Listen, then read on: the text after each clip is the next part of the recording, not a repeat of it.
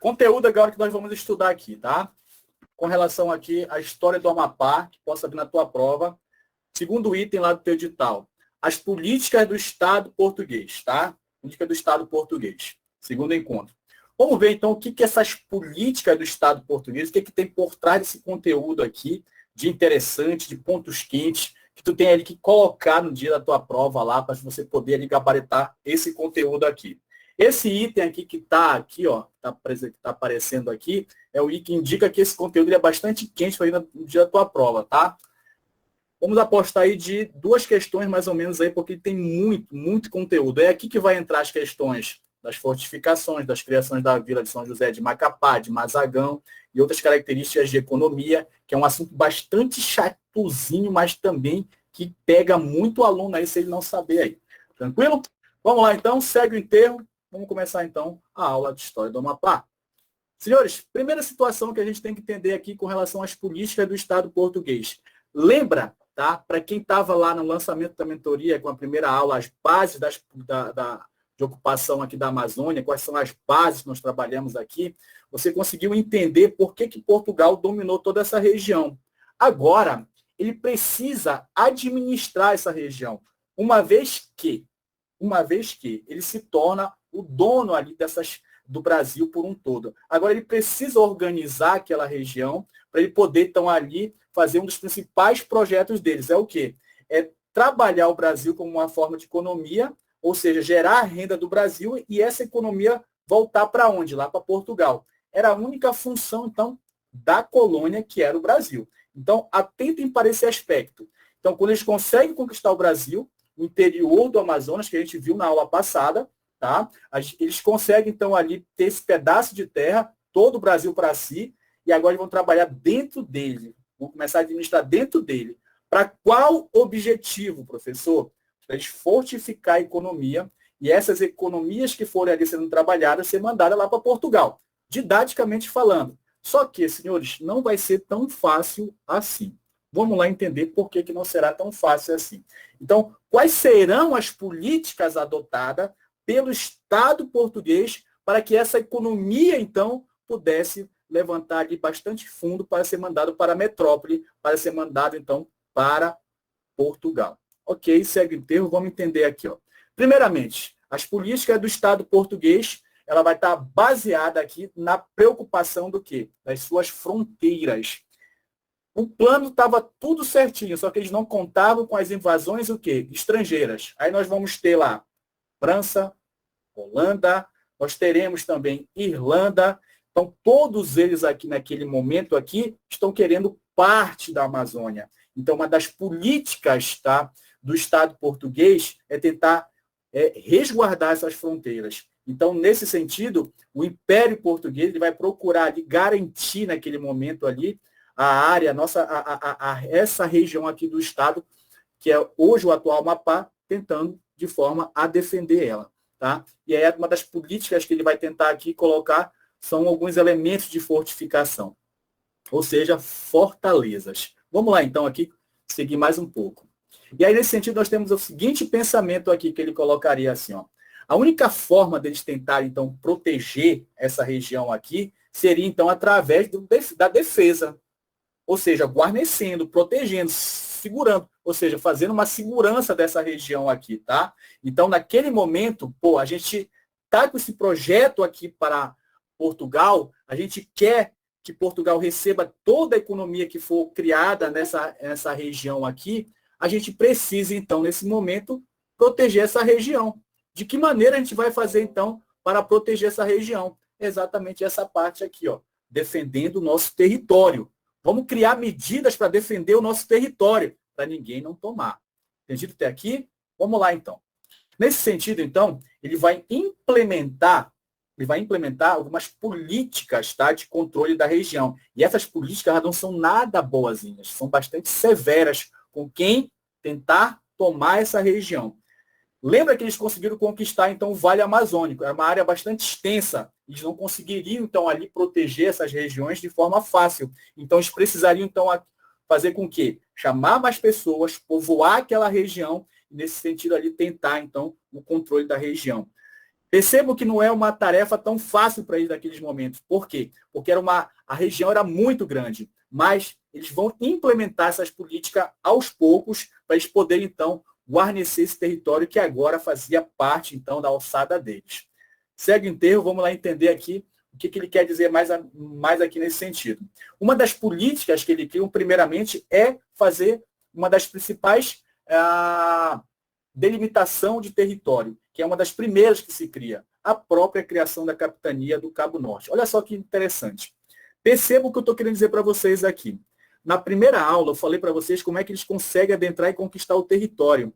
Nessa aula, o objetivo é que vocês entendam que, a partir de agora, eles vão organizar administrativamente o lugar que eles conseguiram conquistar desde a primeira aula, quando eles conseguiram entrar, então, adentrar o interior do Brasil. Então, quando eles começam a administrar aqui a área, quando eles começam, então, aqui a ser parte dela, eles vão, então, delimitar essa região. E a capitania do Cabo Norte, como vocês conseguem ver aqui, ela é uma das primeiras medidas a ser adotadas nesse sentido, como forma de delimitação geográfica. Então, pode vir na tua prova assim, olha, é correto afirmar que a capitania do Cabo Norte foi uma das políticas de controle da região no sentido geográfico, sim, porque é a primeira vez que as terras amapaenses elas são demarcadas. Olha que interessante você saber essa parte aí. Então, a própria instituição da capitania do Cabo Norte, em 1637, tá? E sua concessão, ou seja, doação a Bento Maciel Parente, foi uma tentativa de resguardar as fronteiras através de um processo de ocupação, de conquista e domínio. Então, é correto afirmar que a criação da capitania do Cabo Norte aqui, nesse sentido, ela está ligada diretamente com uma política do Estado português no sentido de defesa? Certo ou errado? Certíssimo. Então, a pergunta ela pode vir para você nesse sentido aqui. Então, entendam, senhores, que daqui ela não vai passar. O que ela pode te amarrar nessa questão aqui, que a gente pode verificar? São essas seguintes características aqui, ó. Aqui é a capitania do Cabo Norte. Vamos entender aquilo direitinho aqui, ó. Vamos entender ela direitinho aqui, ó. Tá? Então, você tem aqui o estado do Amapá, atualmente, hoje aqui, ó, não é isso? Esse aqui é o Rio Jari, tá? Esse aqui é o Rio Jari. Esse aqui é o estado do Amapá, ó. E essa parte aqui mais preta aqui, essa parte mais delineada aqui, é o Rio Jari, atualmente, tá? Os limites da capitania do Cabo Norte, tá? É exatamente esse daqui, ó. Vamos lá que entender aqui. Nós temos como limite 1 da capitania do Cabo Norte a costa do norte ou costa do Rio Oiapoque, que é esse daqui, ó. É um dos limites. O limite 2 é o atual Rio Paru, esse bem aqui logo, aqui, ó. Aqui, ó. Bem aqui nessa parte aqui, nessa região aqui. E o limite 3 é o Rio Amazonas. Essa parte aqui, ó. Essa parte aqui. Então, limite 3, limite 2 e limite 1. Qual é a pegadinha que pode vir na tua prova, senhores? A seguinte situação. É correto afirmar que um dos limites da capitania do Cabo Norte, elementos dentro de uma política severa de controle da região, tinha como um dos seus principais limites o Rio Jari? Certo ou errado a questão? A questão ela vai estar erradíssima, porque o Rio Jari ele não faz parte dos limites da capitania do Cabo Norte, não faz parte do limite, então, dessas primeiras políticas do Estado português. Por quê, professor? Porque o limite, então, que a capitania do Cabo Norte tem é o Rio Paru, como eu coloquei para vocês aqui, o Rio Paru, é o rio, então, aqui a costa do Oiapoque e o Rio Amazonas. Então, muito atento, senhores, porque eles podem colocar lá na tua prova que o Rio Jari era um dos limites da capitania do Cabo Norte. Está errado. Está errado. Tá legal? Mas atentem para a seguinte situação que pode vir no dia da tua prova lá. Ok, o Rio Jari não é, então, nesse sentido, um dos limites da capitania do Cabo Norte. Mas ele faz parte da capitania do Cabo Norte? Sim. Aí está correta a situação. Então, ele não era um dos limites, mas ele fazia parte da capitania do Cabo Norte. Senhores, Entendido até aí essa parte aqui? Muito importante vocês pegarem essa anotação aqui e colocar. O que pode vir na tua prova aqui ainda com relação a essas questões aqui? Por exemplo, esse século aqui, ó. Vamos fazer uma pergunta rapidamente aqui. Senhores, qual é esse século aqui, 1637? Pode falar no microfone. Qual é esse século aí, 1637? Rapidinho. Qual é esse século? 17. Prossiga. Século 17, todo mundo concorda? É século 17?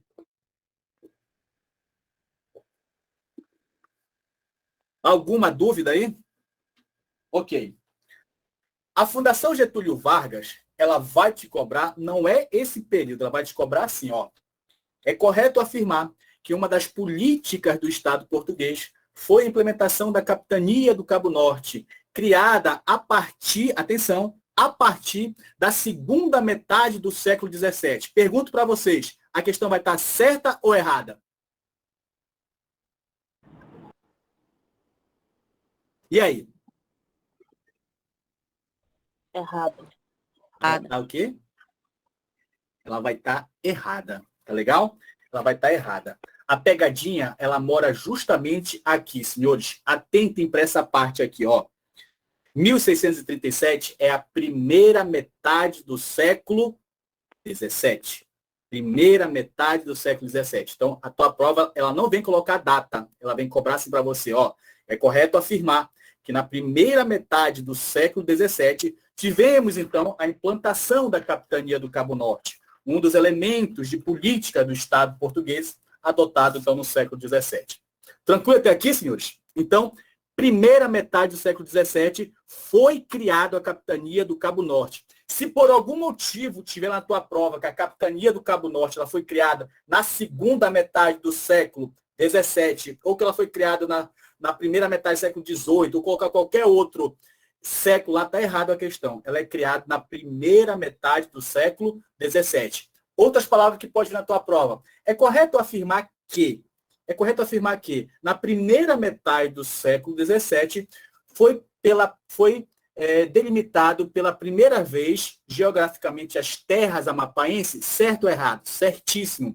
Com a implantação da Capitania do Cabo Norte, nós tivemos pela primeira vez as terras amapaenses sendo delimitadas geograficamente. A partir da onde, professor? A partir do Rio Paru, passando pelo Rio Amazonas e a costa, então, do norte do Rio Oiapoque. Atente também para a seguinte situação que pode cair lá na tua prova. O Rio Paru, conhecido hoje atualmente como Rio Paru, que fica ali na curva da cidade de Almerim, tá? Antigamente ele era conhecido como Rio Nhamundá. Então, pode vir na tua prova assim, olha, é correto afirmar que um dos limites da Capitania do Cabo Norte, instituída na primeira metade do século XVII, tinha como um dos seus limites o Rio Nhamundá. Certo ou errado? A questão ela vai estar o quê? Certa. Atentem, porque é esse jogo, tá? Essas pegadinhas que ela vai querer te jogar lá no dia da tua prova. E se você não saber nenhum desses elementos aí, senhores, você vai levar ferro. Então, consiga entender aqui o que é primeira metade, o que é segunda metade, o que é meados do século, tá? Para você poder, o que é a primeira década do século XVI, XVII. Então, entendo toda essa parte aí, que é assim que ela vai te cobrar no dia da tua prova lá. Tranquilo? Vamos seguir? Vamos lá, então, aqui pegar as outras informações aqui. Bom, o que eu preciso saber, então, nesse sentido aqui? Característica que eu preciso saber. Primeiramente, para poder implementar as capitanias aqui na região, por exemplo, Capitania do Cabo Norte, ela tinha que ter aqui um compromisso severo, ou seja, com seus donatários. Então, os donatários tinham lealdade e compromisso com ela. Só era possível eles implantarem essas políticas de Estado português se seus comandados tivessem ali, tá, uma puta de uma lealdade com eles. Se eles fossem, então, ali, tivessem um compromisso sério com a causa. Então, nesse sentido, era um requisito para que a política de controle das fronteiras desse certo. Imagine você colocar uma pessoa que não quisesse vestir a camisa da colonização portuguesa aqui na região do Brasil. Então, olha só que situação. Então, eles queriam pessoas comprometidas com a causa. Queriam pessoas ali que pudessem, não, nós vamos, então, aqui nesse sentido, colonizar essa região. E nós vamos fazer de tudo, nós não vamos nos vender. Então, isso é muito importante você saber, tá? Então, essas questões de lealdade estão diretamente ligadas, então, com essas implantações aí do Estado português. Então, eles selecionaram pessoas, tá? Prova disso que é o próprio Bento Maciel Parente, que era, então, ali fiel à coroa portuguesa naquele momento, aliás, a coroa espanhola naquele momento, tá? E aí você precisa entender que ele era leal ao compromisso, às questões, então, das atividades que era pagam para ele lá naquele momento lá. Tá legal? O que eu preciso saber mais ainda? As políticas de Estado português estão diretamente ligadas a 4 contextos. Senhores, só voltando aqui, que eu esqueci de falar aqui, uma situação aqui, ó. Puxem aí para vocês no slide anterior, que 1637, isso daqui é o período, então, da União Ibérica. Outro elemento aqui que pode vir na tua prova aqui, ó, tá? 1637, tá? É o período da União Ibérica. 3 anos mais tarde, acaba a União Ibérica, 1640. Então, aqui, ó, a capitania do Cabo Norte, ela foi instituída na primeira metade do século XVII, durante o Brasil colonial, na vigência, então, da União Ibérica, tá legal? Onde a Espanha governava, então, naquele momento, Portugal. Tranquilo? Vamos lá, então. Vamos voltar aqui para o slide posterior. Então, tá aqui, ó, esses elementos que eu coloquei para vocês aqui. Então, a política do Estado português está ligado diretamente com 4 contextos. 4.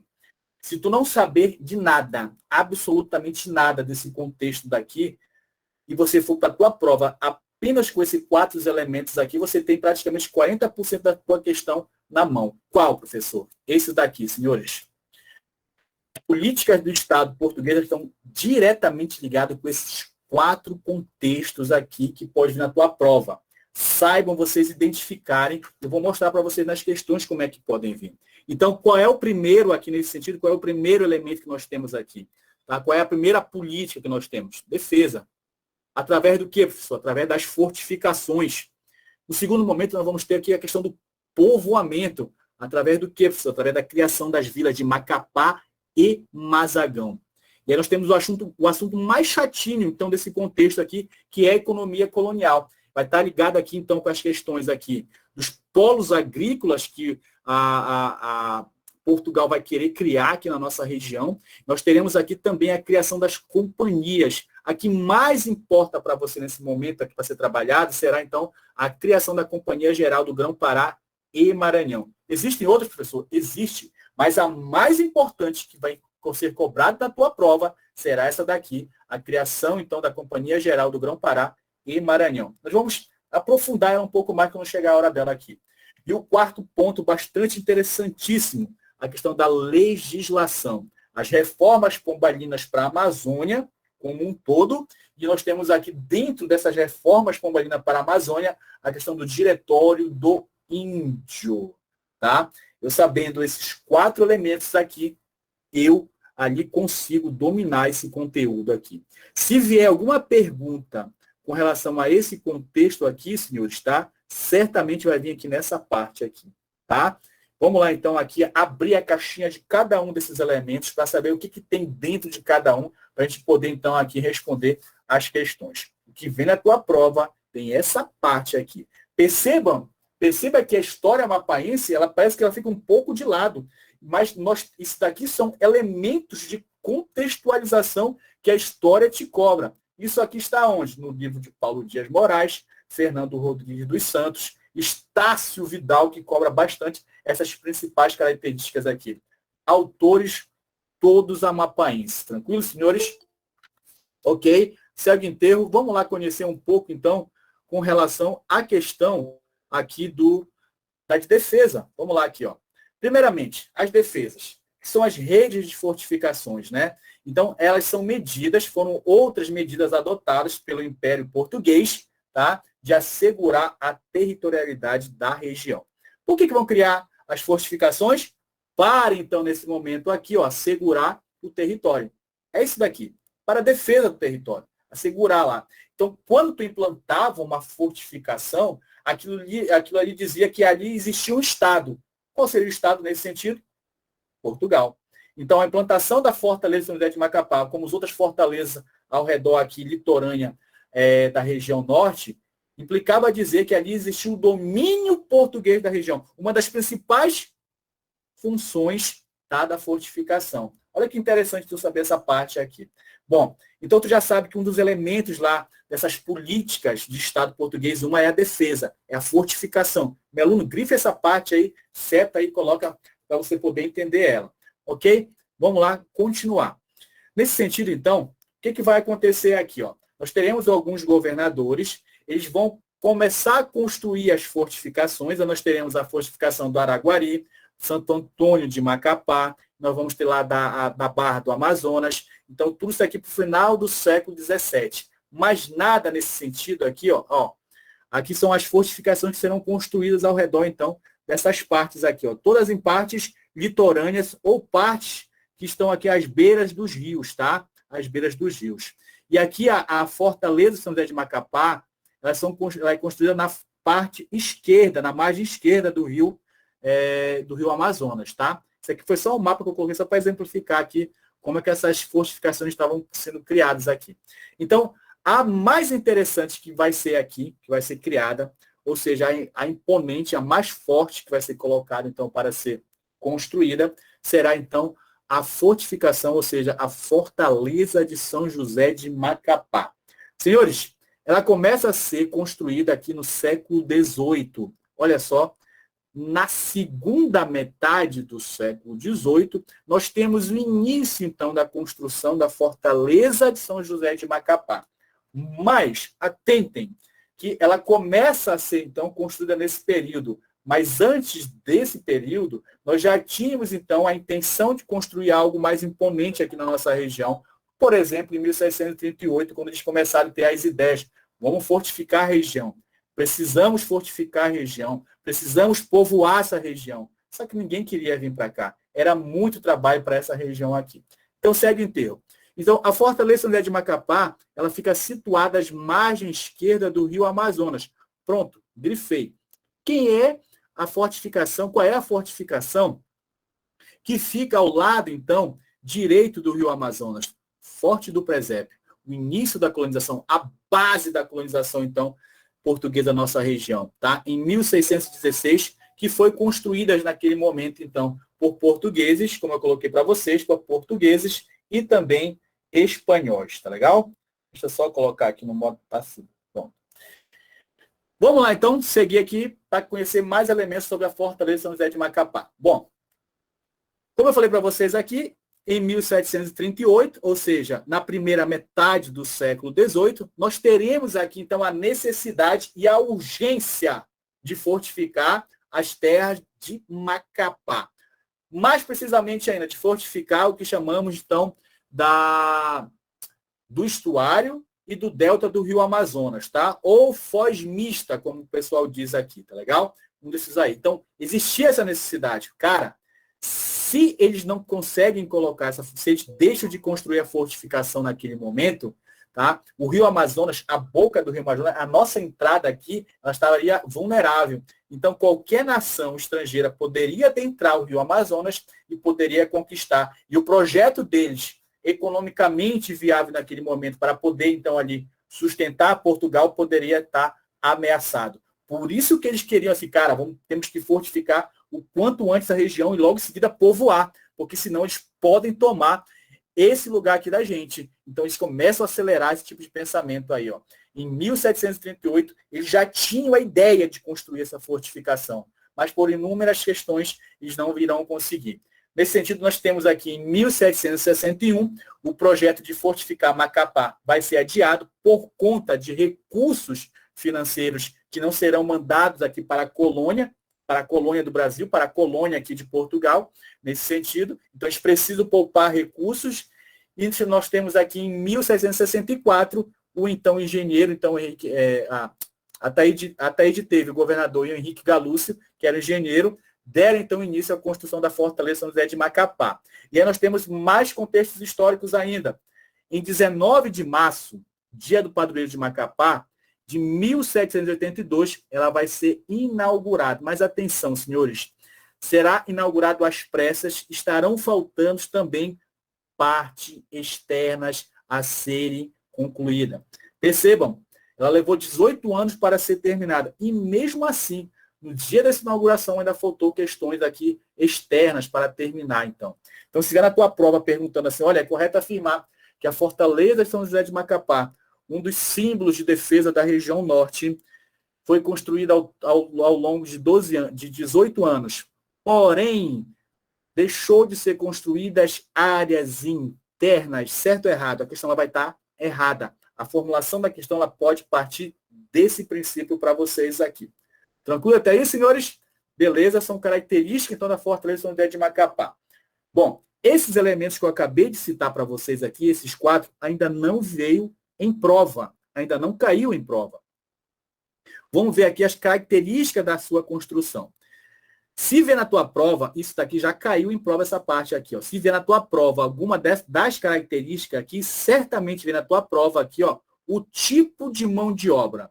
Então, o tipo de mão de obra que foi usado na construção da Fortaleza de São José de Macapá, uma das políticas de defesa usada, então, pelo Estado português, são a mão de obra livre e a compulsória. A mão de obra livre está lá os oficiais, os soldados, os capatazes, os mestres de ofício, alguém que sabia, alguém que era mais letrado, alguém que sabia fazer alguma coisa, estava à frente à mão de obra livre. Lembre-se que o ano aqui, ó, é 1764, 1782, ou seja, século XVIII. Nós não temos aqui nesse momento o fim da escravidão no Brasil. E a outra mão de obra, a outra classe aqui, as duas, nesse sentido, as classes de mão de obra que nós temos, será a compulsória. E essa compulsória será formada, então, por indígena e escravos africanos, tá? O que pode vir na tua prova? Já veio cobrado essa parte aqui, ó, cobrado essa parte aqui, ó, tá? Essa parte aqui. Vamos lá entender aqui. Isso aqui é um quadro que tem, tá? Com relação aqui à construção do período aqui da Fortaleza São José de Macapá. E olha só a informação seguinte aqui, que ela é bastante quente. Predominou a mão de obra escrava indígena. Tranquilo? Então, se vier na tua prova perguntando qual foi a mão de obra que predominou durante a criação, durante o levantamento, durante a fundação da Fortaleza São José de Macapá, é a mão de obra indígena. Tranquilo? Uma informação para vocês. Para se ter um indígena trabalhando, aqui faz justamente essa imagem aqui diz, dá a ideia, né, o índio e o escravo trabalhando juntos aqui. Então, nesse sentido, a mão de obra que era indígena, ela era mais barata do que ter o escravo. Ou seja, para poder ter aqui um indígena trabalhando na Fortaleza de São José de Macapá, tu pagava aproximadamente 42 réus, tá? Réis naquela época também pode ser chamado. E aqui, para o escravo africano, tu tinha, então, aqui que desembolsar cerca de 180 réus. Então, a mão de obra africana era bastante cara, além de ser lucrativa para quem vendia. Muitas das vezes, quem não era vendido era alugado. Então, aí no aluguel do escravo africano, geralmente pagava 110 réus para poder, então, ali o cara trabalhar. Só que eles tinham um problema muito grande nessas questões aí. Eles foram usados basicamente aqui, esses caras, para a extração de pedra, para colocar as pedras, tal, no lugar e tudo mais. Era um trabalho braçal mesmo dos caras. Tanto os índios quanto os escravos africanos, eles faziam os trabalhos braçais. O governo português e o governo aqui da nossa região, que era naquela época do Maranhão, do Grão-Pará e Maranhão, eles tinham a seguinte preocupação. Bora mandar esses escravos africanos lá no Rio Pedreira, retirar as pedras de lá, juntamente com esses índios capturados aí, que se tornaram escravos. Vamos mandar eles lá para pegar essas pedras no Rio Pedreiro, para a gente poder levantar a Fortaleza de São José de Macapá. Senhores, quando eles mandavam 10, cerca de 15 escravos, tanto indígenas quanto os africanos, geralmente voltavam uns 3, voltavam uns 4, juntamente com o capataz que fazia a segurança dele aí. Então, é uma preocupação enorme toda vez que eles iam, então, buscar pedras, porque quando chegavam no Rio Pedreiro, os caras, então, se emaranhavam no meio do mato e aí fugiam, criando, então, quilombos e criando, então, mocambos. Qual a diferença de quilombos para mocambos, professor? O quilombo é algo mais organizado, é algo mais fortalecido, tem uma questão organizacional por trás disso, tá? É mais difícil de se derrubar, esse é o quilombo. Já o mocambo não, isso era apenas esconderijos, tá? Desses negros africanos, desses indígenas que fugiam, então, da construção da fortaleza de São José de Macapá. E também tem uma outra mão aqui, que a gente pode colocar, que fugiam dessa região aqui, que eram os próprios soldados, os desertores aqui, muitas vezes, que nós temos aqui, e um autor que trabalha essa questão é Flávio, então, Flávio Gomes dos Santos, que trabalha bastante essa questão aqui, desses desertores no livro dele aqui, tá? Nós vamos abordar isso aqui posteriormente, num dos tópicos lá do edital. Bom, entendido aqui até essa parte aqui, senhores, o que pode vir na minha prova em relação a este slide aqui, tem justamente a ver com a parte que está aqui no quadro aqui, qual foi a mão de obra que predominou? A mão de obra indígena. Lembrando que, aqui, ó, isso aqui já veio em prova, a mão de obra livre. Então, necessariamente, falta cair o quê? A compulsória. Tá legal? Ok. Segue em termo, vamos lá para mais características com relação à fortaleza de São José de Macapá. O que foi que caiu mais com relação a essa fortificação, hein?